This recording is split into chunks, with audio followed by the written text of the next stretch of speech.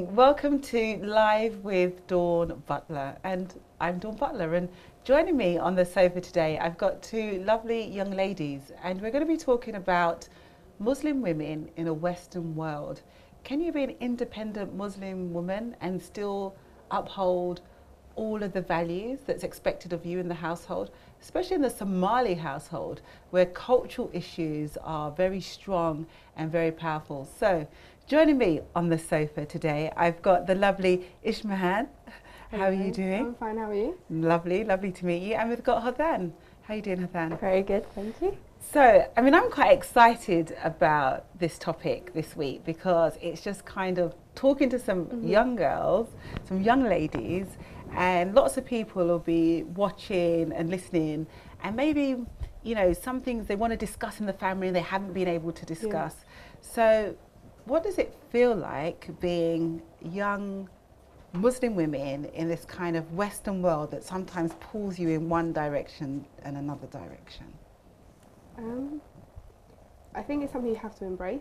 I'm very thankful where I come from because we've learnt a lot as women, and it's a beautiful thing to know that we actually still have our traditions in place, and it's something that I hold in very high regard. But living in a very Western society, it does have its downfalls because at the end of the day, you can only do certain things and be respectful. You have to be respectful. Do you feel torn like that? Do you feel like, I don't know, because you've been to university, you've just graduated, and I'm sure that some of your university friends would go out drinking, for instance. Yeah. Did you feel torn, to join in that culture, or have to hold back and still think, oh no, I'm a Muslim and I don't drink? Yeah.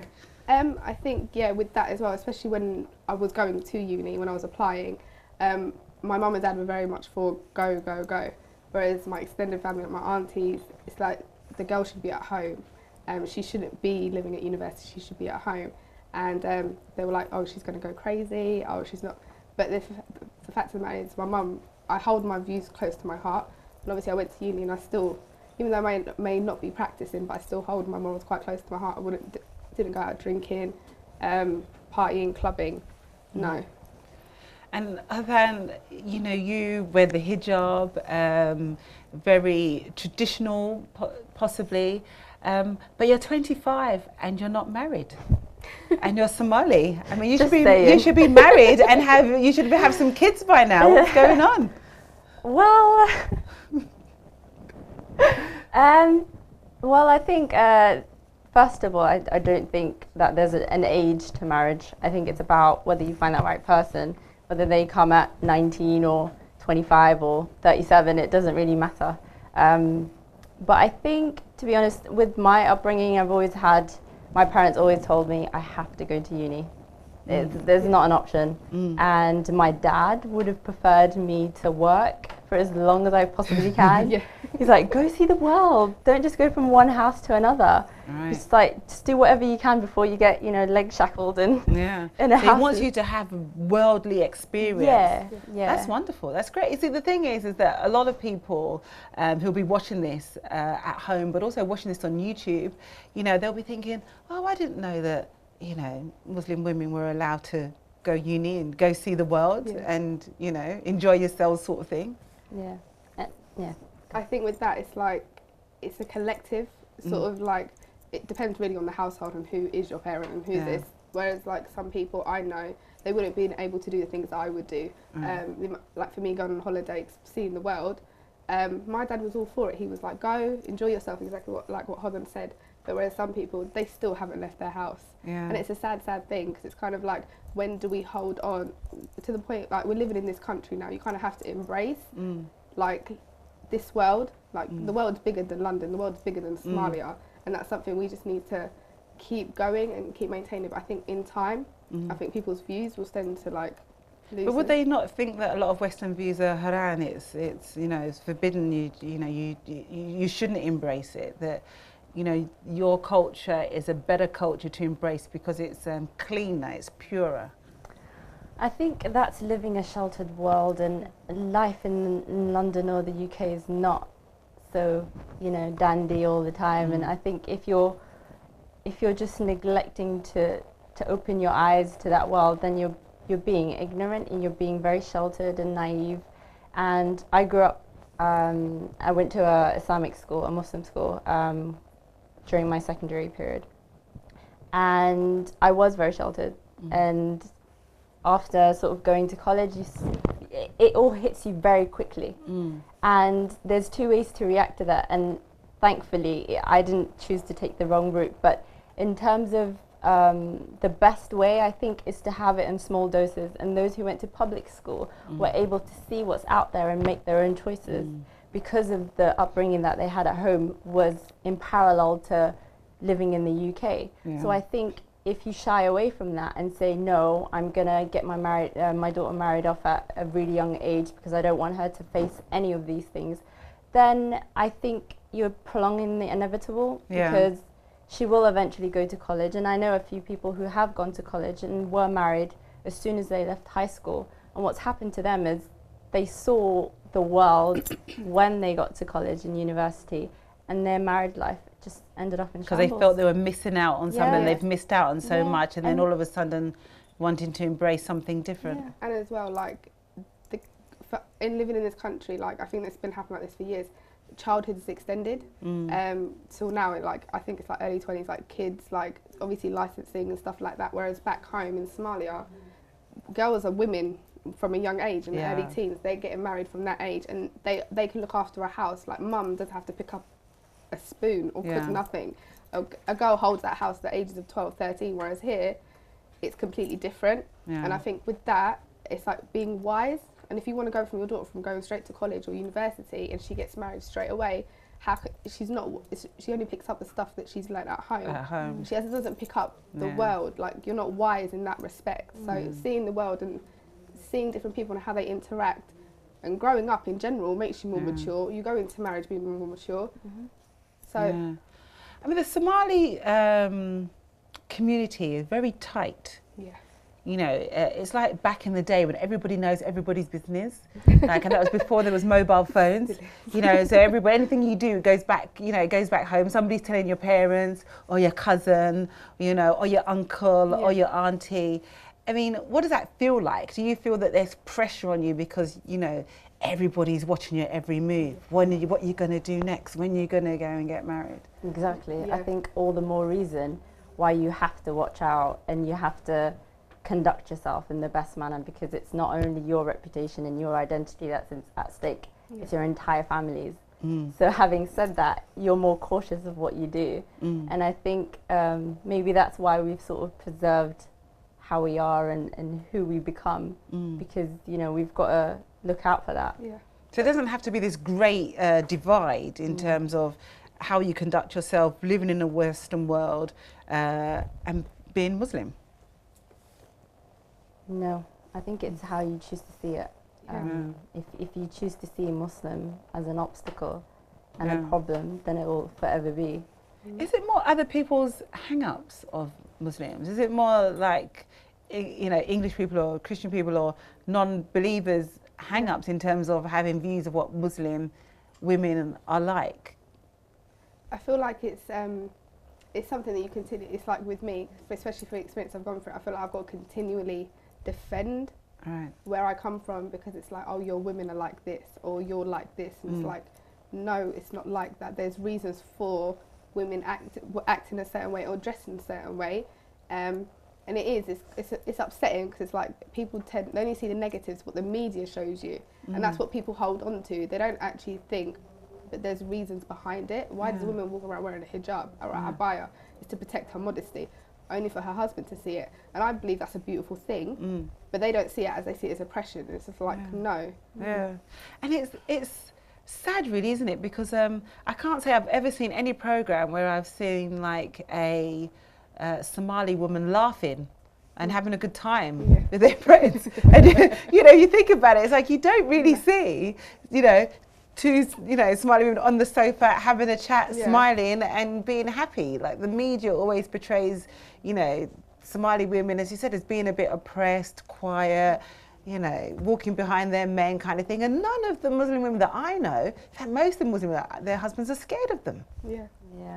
My mum owns the household. I know my mum wears the trousers in the house. And you'll find that is always it's quite common in every Somali household, Yeah. where the woman is the one that holds everything together, and she's the strong one, and she's the one that says what goes. And I think that's what we have different to other Muslim communities, is the Somali woman. Yeah, there's no saying no Formidable woman, the Somali I can woman. tell you, my mum's the first time she's ever like gone on holiday with, like, it's the first time she's ever left us for a long period of time. And I came home, I just finished uni, and she's been gone for 3 months. She's still away now, and I have never cried so much in my life, because it's just like, really, you don't actually realise how much your mum holds the house together and what she does. My house was manic for the first 3 weeks, absolutely manic. But now it's just, obviously, I'm just like, I can't wait for her to come home. Yeah. My mum, I need you home. Appeal to your mum, come home. Please, don't ever leave me again. So, like, what was it? Tell me some more about what was it like? Is Oh everything just a mess and nothing was? Yeah, it's just like, even now, like, obviously I work, my sister works, my dad's working.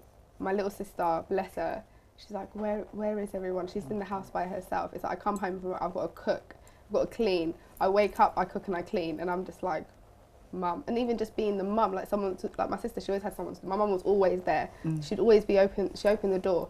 Food would always be ready. She was just there, presence in the house. Just the presence, her just being there, and the fact that she's not there, the house has never been so quiet in my life. Wow. It's really, really. I'm going to start getting emotional. Oh, I mean, but that is a powerful vision, isn't it? Of basically, you know, how, and to be honest, it's not that much different to how Westerners are in their household, where, you know, often the woman used to stay at home and be at home and, you know, be the pillar, the foundation of the household. So it's not really a lot of difference at all. Don't think at all. I think with them, it's just they sort of see, you can't really wear that by choice, you know. It has to be something that's forced upon you. Yeah. So I think that's where it sort of, the confusion happens and why people think we're oppressed. It's like, you really don't want to wear that. Well, we're going to talk, after the break, we're going to have a break, and then after the break, we're going to come back and talk about some old Somali sayings, and we're going to talk about the men and the women. So if you want to join in the conversation, then comment on facebook.com/Star Media Corporation, or if you're tweeting at Star Media Corp, hashtag live with Dawn Butler. And if you want to call in to the studio, live in the studio, and have a chat with us, it's 0203 397 2095. See you after the break.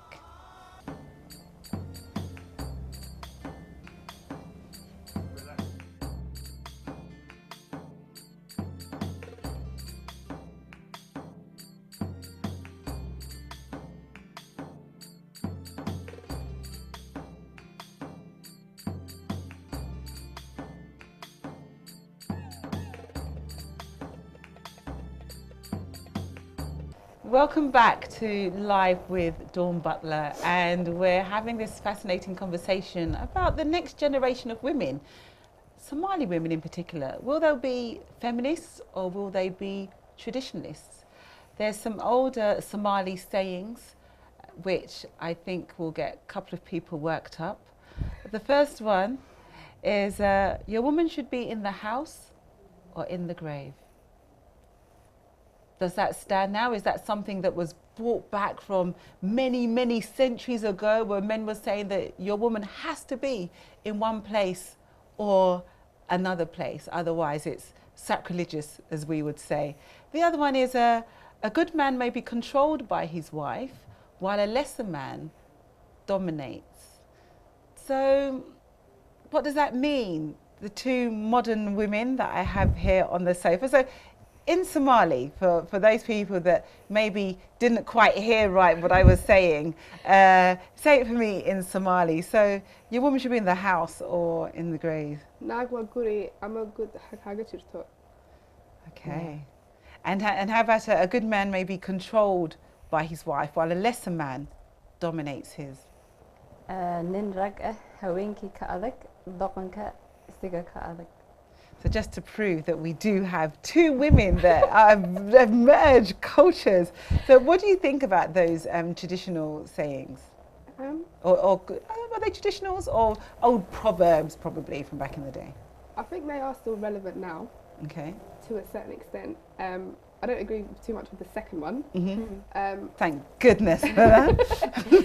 The first one, yeah, I do, because the woman does hold the house, and without her, where would like paradise is under your mother's feet? Like for that alone says a lot. Like the mother does so much. The wife, as a woman, she holds the house together.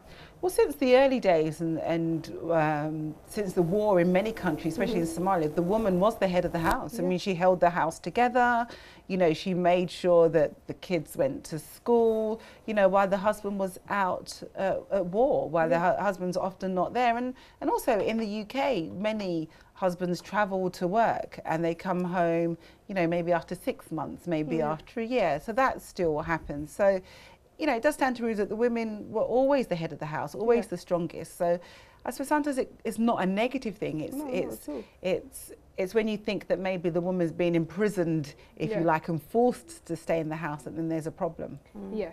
I think when you sort of see it as something that was conventional and it's always stuck like that. I mean, nowadays in the UK, you really can't have two partners at home. They both have to work. Yeah. And when we live in a financial situation like that, where you're both required to work, then it's not really fair to say the woman has to sort of take care of the house and alone that's her job.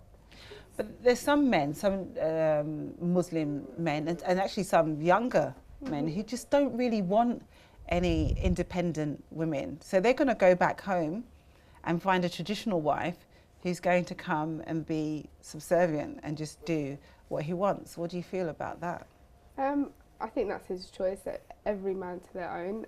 Everyone has preferences, but I feel like we're living in a society now where education is a must for all of us, and it shouldn't be only a man that has the right to work. At the end of the day, we're living in England. You know how expensive it is to live. We can't one income alone. You have to work.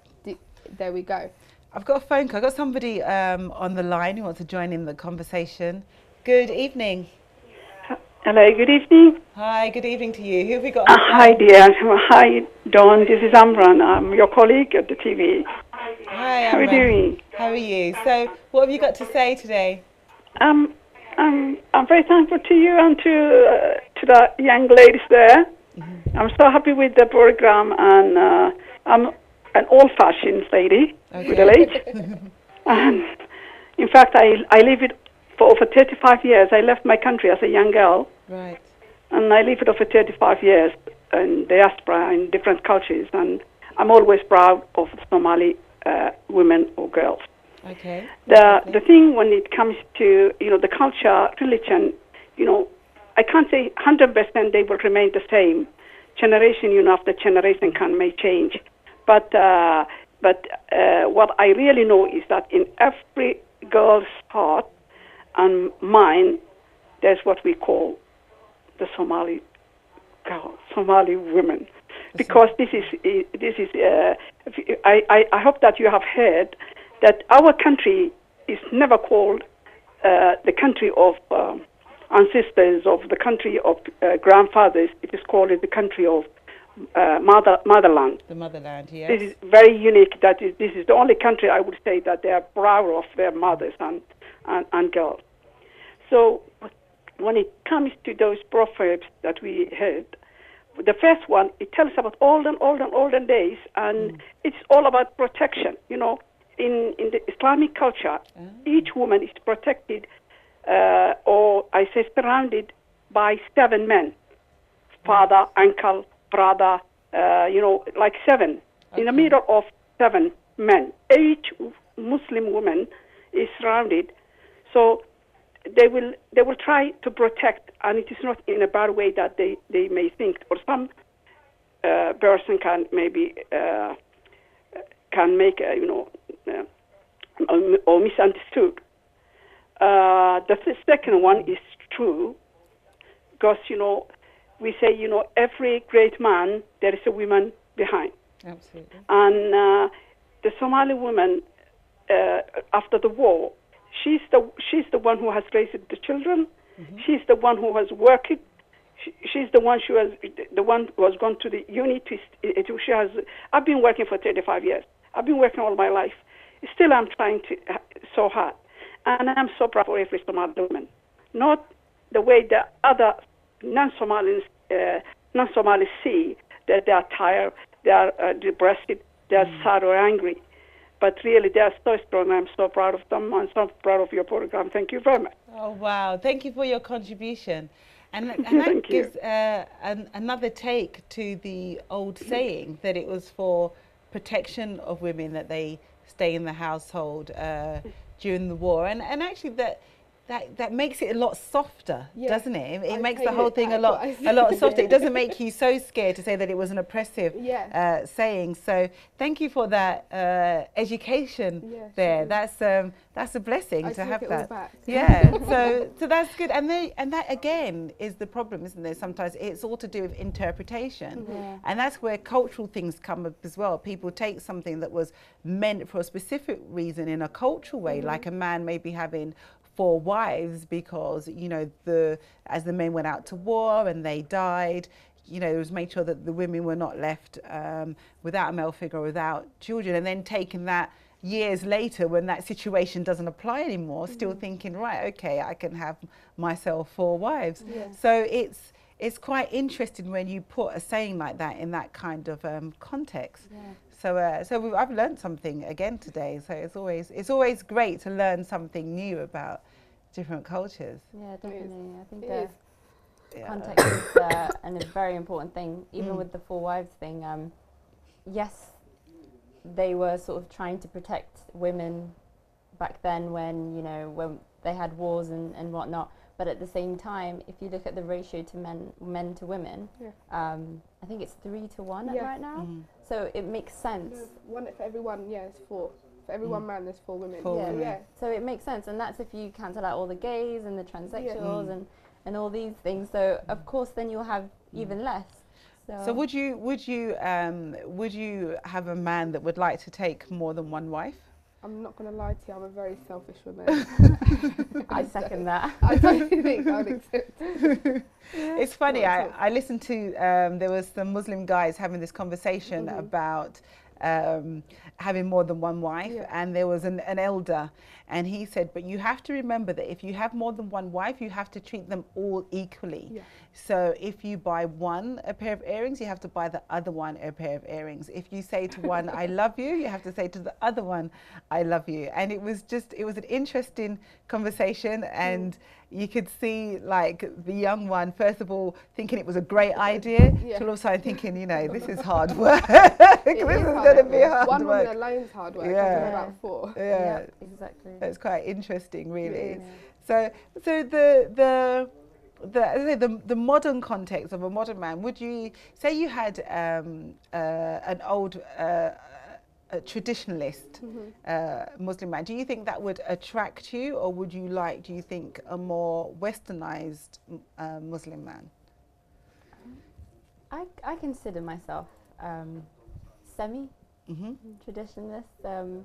I am very sort of pro-work and pro-career, but then at the same time, I value motherhood, and I want to do the same thing as what my mother has done. And I don't want to neglect my kids. I want to give them the attention they deserve. They deserve, absolutely. Yeah, so I agree. I think in that sense. Okay. Yeah. We've got Armani from West London. Good evening to you, Armani. Good evening, Armani. Hi, good evening. How are you? Good evening. So, what would you like to say today? I just wanted to think as more the Somali group is actually doing quite well after when we first started this country. More into coming into society, education, and a lot of other things. I just wanted to make a formal congratulations to everyone doing well with education, working, and all the troubles that they face to the small minority of a community. Okay, you're breaking up a little bit, Armani. We're trying to take it. You want to send congratulations to everyone? Yeah, to basically try and say that I'm coming from a war-torn country we've come to a different country and done quite well of ourselves. Mm. Okay. Yeah. Get it. Yeah. So I just want to say congratulations, especially to the young girl that's there, Ismahan, that's educated as well. So I just want to congratulate her as well. Lovely. There's a lovely sign of sisterhood there, Mani. Thank you very much. So she wants to say congratulations to you, to encourage you in, you know, finish university. And you're getting embarrassed now. Thank you very much. But it is a thing as well to leave your home country and then come to another country and succeed and take in everything that's there. So all the good that's in the country, I think, should be applauded and rewarded. So, yeah, congratulations to you both. So that's nice. And that's the thing we were talking about, just embracing what's around and making the most of it. As you say, having children, Hodan, and giving them, you know, the time and energy that they deserve. And I mean, in a Somali household, you're not expected to just have 1 or 2 children, are you? I don't know. Yeah. What? Yeah. Once you're at a certain age and you're not married, the questions of when are you getting married start, and then once you're married, it's like when are you having the kid, and then it's once 1 or 2 arrive, it's like, oh, you just sticking to 1 or 2. Where's the rest, sort of thing. So I mean, an average house I think has like 5.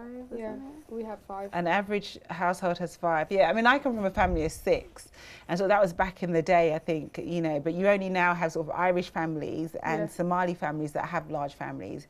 Everybody else is kind of the 2.5 children on average, kind of thing. How do you feel about that? How do you feel about having 5 children? I think no, for me, especially for my family, there's a really big age gap between me and my baby brother. And initially there was 4 of us. Okay. So we were nagging at my mum saying we want a bigger family. I think it's just... Really? Yeah. You were nagging your mum for a bigger family? Yeah, why? I wanted another brother, because within our family, extended family, there's not that many males. It's there's a lot of women. And we wanted more boys. So I was nagging at my mum, and we all have been nagging at my mum. I can't believe you were nagging your mum to have more children. And now I've got the most beautiful little brother in the world. And wow. I can't wait. I thank God for whatever kids I do get, but I would love to have a big family.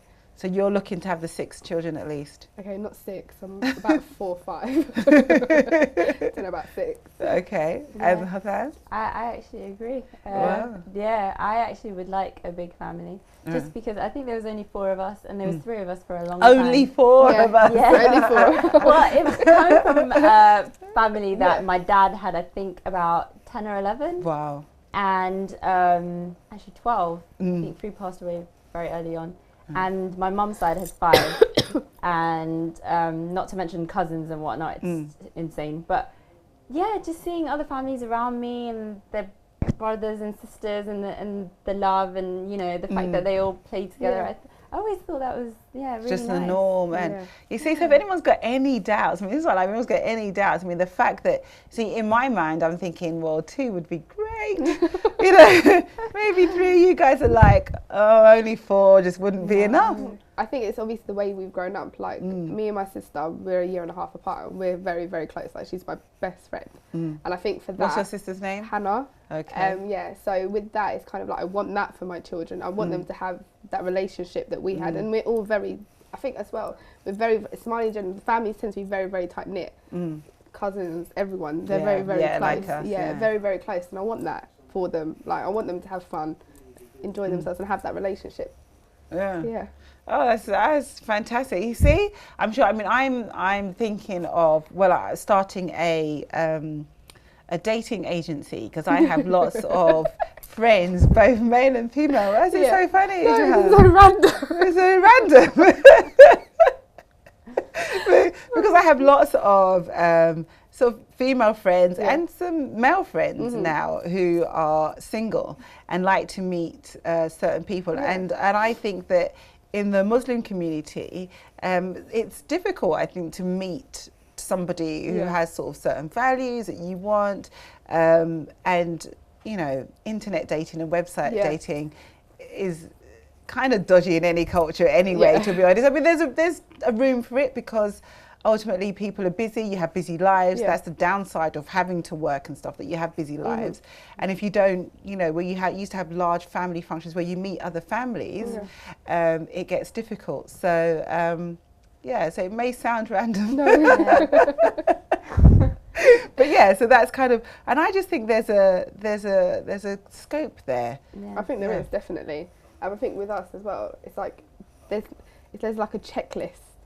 Oh, does he do this? Does he work? Especially like, I don't know, my parents would be like, is he a graduate? Has he finished uni? Does he work? And it's like, you've got to tick all these boxes before you can even bring him home to your mum or dad. Wow. And it's just kind of like, really? So the days of the male saying, is she this, is she that, those days have changed, because right now your parents are saying you can't bring home a Muslim guy unless he's... I think my mum and dad, they're obviously, I know within them, they want me, it's a love, obviously love in that respect. And obviously with traditions, like, you need to be happy before you marry this guy. But then they're thinking about the future, financially, stability and stuff like that. Can he provide for you? Right. So. Wow, okay. And Hodan, how about your parents? I actually learnt quite a lot about my dad in the past few years and his perspective on this. I've always known what my mum thinks on it. I mean, I think we've been talking about it for a while. But with my dad, he sort of doesn't really fuss about what his side of what the man brings to the table. He's more concerned on how I grow, and, you know, wants me to sort of become someone before ever thinking about marriage. But in terms of mum, your dad sounds so cool. He really just sounds, doesn't he? He sounds like my dad. He sounds like your dad. Like I mean, it just sounds my dad would say exactly the same thing. Yeah. It's always the mums that's like this. My dad, like she's talking about her dad. My dad would be like, enjoy your life. I don't get married. I don't care if you get married at 35. Wow. Like, and whereas my auntie, my aunties would say 25, very close to 25. Time's ticking. Like, when are you going to get married? Like, I have an aunt that comes to my house almost every time. She's like, "You're still here." Yeah. His husband. What you still doing in the What are you house? still doing here? It's like, You dude, haven't left yet. You haven't got a just house and coming. left yet. Do you know what it is? But funny. but my mum sort of would have preferred me to get married earlier, just because, you know, there is something about traditionally it's sort of. I don't know why, to be honest. And Being a young mum, I think. Yeah, but I think just it's the way it should be, and you don't really question. It's the way it's always Yeah. kind of been traditionally and stuff like that. You don't tend to question traditions. It's Yeah. kind of like just accept it. Yeah. But I mean, about your dating. Yeah. Yeah. Do you like my idea I of do this? like it. Do you like it? To be So- honest, I think. Because it'd be an exclusive dating thing, so it wouldn't Yeah. be like online. It would be, I will meet somebody, so I will vet them for you. So I Yeah. will vet your checklist for you, and then I will then do an introduction, obviously a chaperoned introduction with the vetted list. Yeah, I think think so. with the Muslim community, I think it's not very easy to find people, and once you do, it's sort of, how do you go about doing it? You do what I mean?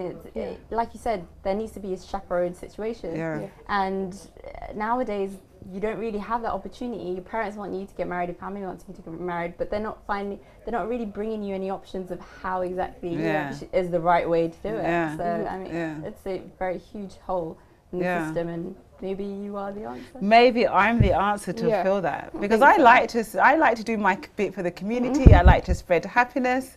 I like to see people happy. You know, I think all that just rolls into one. You found your niche. I think it rolls into one. No, I think the definitely. parents, I'll see the parents as well, and they can talk to me, and then, you know, I might have to find out how they vote. No, not really. I won't be doing that at all. No. But yeah, so tell me, what would be your hopes and dreams? If we're coming to the end of the program, and for all because there'll be lots of young girls listening as well, who are trying to find their way, you know, in society, at school and stuff, and we just want to make them feel confident and proud. What would be your parting sort of words to them? I think maintain who you are. Embrace where you come from, because at the end of the day, you are what you are. You can never change yourself. Just strive to be successful. Aim to achieve your dreams. I think for me, I always wanted to go to uni. I was the first child out of my whole generation to go to university, and I said to myself, I will go and I will do it. And the fact that I can make all my family proud, and that's just the first step, and then whatever comes about. So it's stuff. Yeah, keep going. Just keep going. Keep going. Embrace it. And Hodan, you work a lot with young people, and you do a lot to inspire them.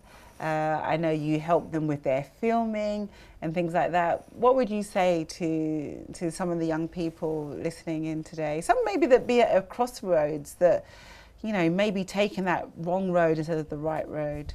I would say don't try and please anyone. Just stick to trying to please yourself, and work on growing in all ways that you want and can. Work out what it is that makes you you and what your passion is, and I think that itself is a job. And you know, if you put too much energy into trying to please others, then your priorities sort of drift in the wrong direction, and you start to lose yourself, and you eventually learn what it is that your parents are trying to, you know, teach you at a very late stage, and you know, hopefully try and listen to them before, and then maybe your thoughts will catch up. Yeah, and sort of be your own judge, isn't it? Because you can't worry about what other people think about you all the time, and you have to kind of be your own judge, make your own way in the world. And you know, religion can be a good thing. It can be an empowering thing, and that's what we should look at, I think, in all religions as well. Yeah. Well, it's been really great having you guys on the sofa, and I'm sure that there's like loads of people out there and young girls out there who are just breathing a sigh of relief right now to say that, no, oh right, God, we can do that, we can think like that. So yeah, definitely. Brilliant. Well, thank you very much. I look forward to inviting you back on again, and obviously having you on my books. on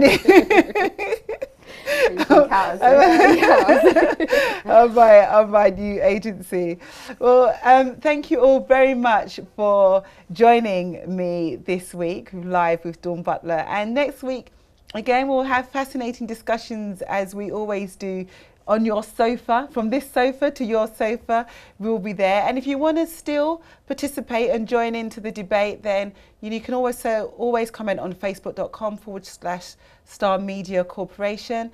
And you can still tweet away at Star Media Corp, #live with Dawn Butler. So tweet away, Facebook away. Until next week, we will see you then.